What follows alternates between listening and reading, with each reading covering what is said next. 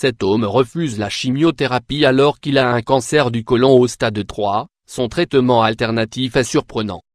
Étant tous différents, de par notre morphologie jusqu'à notre façon de penser, les maladies qui nous affectent et la manière que nous avons de les combattre dépendra de notre force d'esprit et de notre capital santé. En particulier, lorsqu'il s'agit de lutter contre une maladie grave telle que le cancer. En effet, le cancer touche une grande partie de la population française. Les cancers les plus fréquents sont celui de la prostate, du sein, du côlon rectum et du poumon. L'Institut national du cancer estime que la deuxième cause de décès par cancer en France est le cancer colorectal car il représente près de 12% de l'ensemble des décès causés par le cancer, notamment chez les personnes âgées de 65 ans et plus.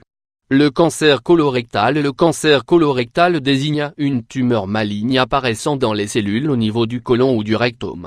Ces derniers font partie du gros intestin et de l'appareil digestif. De nombreux facteurs favorisent la transformation d'un adénome, c'est-à-dire une tumeur bénigne, en une tumeur cancéreuse comme l'âge, à partir de 50 ans le surpoids et l'obésité, la consommation excessive d'alcool, le tabagisme, l'alimentation riche en viande, les antécédents familiaux, les maladies inflammatoires de l'intestin. Différents stades de la maladie existent allant du stade 0 à 4, sachant qu'à partir du stade 3, le cancer ne se limite plus seulement au côlon.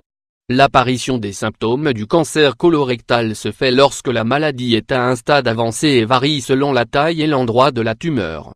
On constate une constipation ou une diarrhée, des selles étroites ou torsadées illustrant la présence d'un obstacle lors de leur passage, des crampes abdominales, du sang dans les selles, une perte de poids inexpliquée, des nausées et des vomissements, des flatulences et des ballonnements ainsi qu'une léthargie.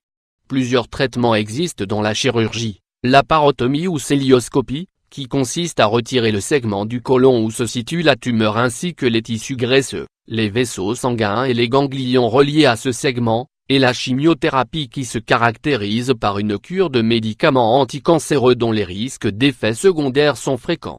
Toutefois, au vu du caractère unique de la maladie et de la personne, des remèdes alternatifs sont possibles comme c'est le cas de ce jeune homme. Découvrez son histoire. L'incroyable histoire de Krivark. En 2003, Krivark, âgé de 26 ans, découvre qu'il est atteint d'un cancer du côlon de stade 3. La tumeur fait la taille d'une balle de golf et se situe dans son large intestin.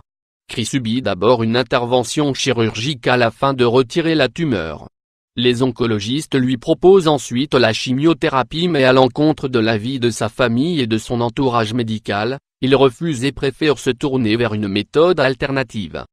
En fait, Kri a décidé de changer son régime alimentaire afin d'offrir à son corps les éléments dont il a besoin pour lutter contre le cancer.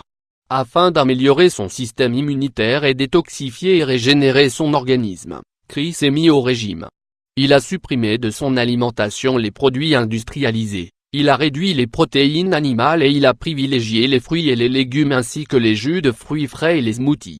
Grâce à ce changement d'alimentation, Kri a vaincu le cancer et n'a subi aucune récidive depuis maintenant 13 ans. Afin de partager son histoire et son mode alimentaire, Kri a créé un blog nommé Kris Bete Cancer. Il précise que ce changement de vie plus sain est également bénéfique dans la prévention de diverses affections. En effet, pour prévenir des problèmes de santé graves comme le cancer, il faut pratiquer une activité physique régulière, manger de manière variée et équilibrée, atteindre et maintenir un poids santé, supprimer le tabagisme, limiter sa consommation d'alcool, limiter sa consommation de viande rouge, de charcuterie et de grillades, préserver son état physique et émotionnel, dormir suffisamment.